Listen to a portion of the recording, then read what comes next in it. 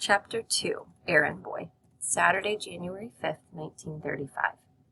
When I wake up, I feel kind of foolish having slept with my shoes on and my baseball bat under the covers with me. My mom's banging around in the tiny hall outside my room. I stick the bat under my bed. "Where's Dad?" I ask. "Right here," my dad answers from the living room. He's sitting on the floor with Natalie, holding a pile of buttons in each hand. "Dad, could you show me the cell house and then maybe we could play ball?" I sound like I'm 6.5 now, but I can't help it. He's been gone forever, and I hardly got to see him at all yesterday. It's lonely in my family when he's not around. His smile seems to lose its pink. He puts Natalie's buttons down in 2 careful piles, gets up and brushes his uniform off. I follow him into the kitchen. "You're not working today, are you?" "I'm having a devil of a time setting up extra circuits in the laundry." "Yeah, but you worked last night." My mom squeezes by to run her hands under the tap. "Your father has 2 jobs here, Moose, electrician and guard." "2," Natalie calls from the living room. "2 jobs, 2. Doesn't anyone in this family believe in private conversations?" "I could help you," I offer. He shakes his head. "You're not allowed in there. Convict areas are off limits to you kids," he says. "I'm not a kid. I'm taller than you are." "Go ahead, rub it in," he laughs. "But at least I don't have those big feet either. They're an affliction, those feet." He grabs my head and knocks on it. "I haven't seen you for 3 whole months," I say. 2 months, 22 days, 22 days, Natalie calls out. "That's right, Sweet Pea, you tell him," my father calls back. "I'll bet you took Natalie out this morning, didn't you?"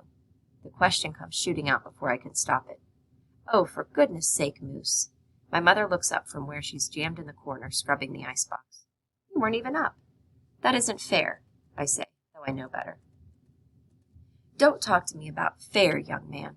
Don't get me started on that one." My mother glares at me. "I'm sorry, Moose," my father says. He reaches for his officer's hat and settles it on his head. "There's nothing I'd like better than to spend the day with you. You know that." His eyes look at me, then click away. Wait. You're leaving now?" I ask. He groans. "Afraid so. But there will be plenty of time to spend together. I promise, buddy, okay?" He smiles, kisses my mom and Nat goodbye, and heads for the door. I watch him walk by the front window, his head bobbing like his foot hurts. My mom glances at her watch. "My goodness, is it that time already? Moose, I need you to watch Natalie while I take the boat to the city. I have to get groceries and arrange an ice delivery," my mother says. "Ice?" I ask. "We can't afford an electric refrigerator. We got to keep this one." She taps the old ice box. "They have a grocery downstairs, though, right?" "Doesn't have much. Try to do some unpacking while I'm gone. 11, 12, and 13 are all your stuff." My mother points to the crates, each numbered by Natalie. She takes off her apron and puts on her coat, her gloves, and her hat. "You're leaving now, too?" Excuse me. I ask. "I'll be back as soon as I can. Take good care of her, okay?" My mom grabs my arm and squeezes it. I know she's thinking about what happened on the train yesterday. I had gone to take a leak, and when I came back, Nat was kicking and screaming. She pulled a curtain off the rod and sent her button box flying down the aisle. My mom had her arms around Nat, trying to keep her from hurting anyone. The conductor and the motorman were yelling. People were staring. One lady was taking pictures. My mom finally got her calmed down by sitting on her right in the middle of the train aisle. I don't know which was more embarrassing, Natalie's behavior or my mother's. Sometimes Nat's tantrums go on and on for days, and nothing makes them stop. It's impossible to know what will set her off. She looks pretty peaceful now, though. "Sure, Mom." I follow her to the door. "I didn't really mean what I said about it not being fair that Natalie got to go out with Dad this morning. I didn't. You know I didn't, Mom." She sighs. "All right, Moose. Just keep your eye on Natalie, okay?" I watch her leave. A haze rises from the bay like a wall of gray, closing me off from everything. In the kitchen, I find a casserole dish I don't recognize. "Thought you might enjoy some manicotti. Looking forward to meeting you. Via Trixel," the card says. The manicotti tastes like big fat spaghetti with pizza inside. I'm going for 4ths, or maybe it's 5ths, when I hear the knock. "Don't answer it," I yell to Natalie as I wade through the boxes to the front door. The last thing I want is to meet new kids when Natalie's around. New people don't understand about her. They just don't. "Open up," the girl cries. It's a little kid, a short person anyway. That's all I can make out through the window. "No," I call back, but too late. Natalie is already there. She has both hands on the knob and all her weight rocked back on her heels, trying to get the door open. Don't open it! I shove my weight against the door. Come on, you know you're gonna, the girl outside says. Oh, great. I have little Eleanor Roosevelt on one side of the door and Natalie the Screamer on the other. What they say about females being the weaker sex is the biggest lie in the world. It doesn't matter that I weigh more than both of them put together. I know when I'm beat. I let Natalie open the door. The girl outside has black curly hair that's flat on one side, as if she slept on it. She's missing half of her teeth. The ones she has seem either too large or too small for her mouth. How old are you? She demands. 12. No, you're not, she says, walking right in without bothering to ask. Why would I lie about how old I am? She bites her lip like she's thinking about this. You got a big neck.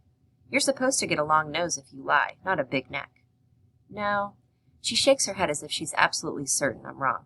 And you're what, 7? 7 1/4. Hello, Natalie. The girl smiles her big tooth, little tooth, gap tooth smile. Your dad told me all about her, she whispers. We both look at Natalie. Her hair is like mine, brown and blonde, all mixed up like birdseed. Different eyes, though. Mine are brown, hers are green like the marbles nobody likes to trade anyway. But the way she holds her mouth too open and her shoulders uneven, and one hand clamps down the other, people know. They always know. So the author's giving you a lot of clues that Moose's sister Natalie, that she acts different sometimes, she has tantrums, just describing her physically. So just kind of keep all of those clues in the back of your mind as we're reading. How old is she? The girl whispers. 10, I answer. Natalie's age is always 10. Every year my mom has a party for her and she turns 10 again. My mom started counting Nat's age this screwy way a long time ago. It was just easier to have her younger than me. Then my mother could be happy for each new thing I did without it being another thing Natalie couldn't do. Okay, so that's like kind of a good comprehension question there. So every year that Natalie has a birthday, she always turns 10. And again, it says, my mother could be happy for each new thing I did without it being another thing Natalie couldn't do. Because it sounds like Natalie can't do, just a lot of the things that her brother Moose is able to do. What's your name anyway? I ask. Teresa Madiman. I'm supposed to show you around. You haven't seen anything yet, have you? We just got here last night. Natalie, come on. We're going now. Run. Get her coat, Teresa orders. I'm big as a linebacker. And a 7-year-old girl treats me like her errand boy? Does she smell weakness on me? Still, I want to get a look at this weird little island. And what do I care what a bunch of criminals think anyway? I scribble a note to my mom to tell her we've gone out and prop the paper between the ketchup and the cod liver oil. Come on, Nat. It's not everybody who gets to live down the street from thieves and murderers, So a few things. So we have Moose, we have Natalie, we have the mom and the dad, and they just moved to this island. Okay, and you have to keep in mind what the setting is and what the time frame is. It's the 1930s. Okay, so that's why just a lot of the information and the things that they have are going to be different from what we have. Sounds like a neighbor dropped off food for them, and now we have this little girl who is going to take them on a tour of the island, Teresa Madiman. Okay, so the next thing I'd like you to do is to read chapter 3. And then if you are able to join the live Zoom tomorrow, we will discuss these 3 chapters before we continue reading. If you have any questions, please let me know. Thank you.